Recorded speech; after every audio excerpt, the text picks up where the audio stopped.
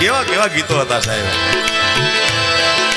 મેરે રંગ મેં રંગીને વાલી પરી હો યા, परियों की रानी या है मेरी प्रेम कहानी. मेरे सवालों का जवाब.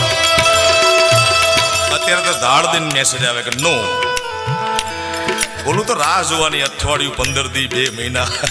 આ તો સીધો છાતીમાં વાગે એવો ના આવે પ્રવીણ.